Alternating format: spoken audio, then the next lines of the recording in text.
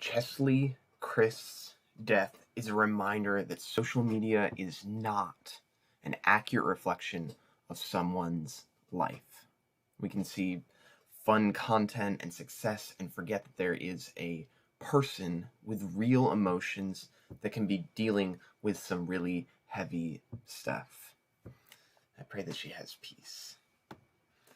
In this video, I'm going to be talking about Cheslie Kryst and the fact that she committed suicide, and what are some of the things that we can do to make sure that the people around us care about us and to take care of ourselves, and what are some of those things that can be put in place to prevent that and to be reminded of the hope of the future and how we can move forward from this place.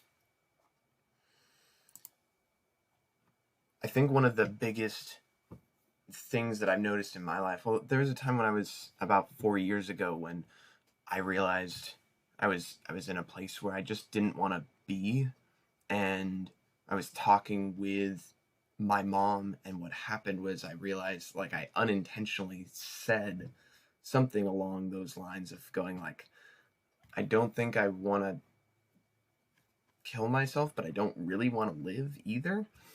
And that was a moment where it was just really tough to see anything changing or anything moving forward in my life, just where I was. And the difference was having, at least for me, was I had someone who I could tell, even if I told them unintentionally, and she was super present for me in that moment. And both of my parents called me almost every single day for the next at least couple weeks, and that was a really challenging time. And one of the things that I'm realizing even now in my own life is having a social structure or relationships that are really important, that are meaningful, that make a positive impact in who we are and in who they are. That's such a necessary part of the human experience of feeling loved and loving someone else. Like, that is such a necessary part for us to grow and develop and to continue to want to have hope, to have joy, to be able to make it through the sadness and the pain and the things that don't work in our lives. And it can be really easy to, over time, be less and less available to the people that make the biggest difference in our lives. And this is something that I'm actually reassessing, is the relationships that I have in my life and how important they are to me in relationship to other things that I could be doing. And so one of the things that I'm doing that I would encourage you to do is think to yourself, who are the people in my life that make the biggest impact in me growing, in me enjoying life, in me being a better person, that you come away from having a coffee or going to dinner or having lunch with someone and you feel energized, you feel alive, you're encouraged, you're grateful that you spent that time with them. Who are those people in your life, in my life? And identify those people, and even turn off this video and send them a text. Like, do it right now, because there's something about that connectedness that makes such a difference. And that's something even in older age that's been found, that the people in retirement or older age, one of the best indicators of life expectancy is how many connected relationships someone in their 60s, 70s, 80s, 90s have.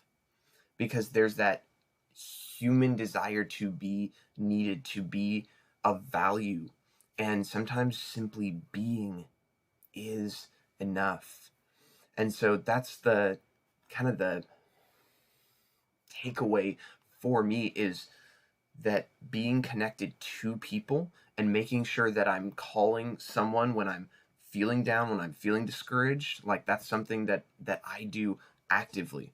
And I also am in the process of reaching out to good friends that I care about deeply, but I haven't connected with in the last 2 to 3 months, and being more intentional about saying, hey, you're an important person to me. I don't want to go 3 months without hanging out. Like that is not what I want. Where are you at with this?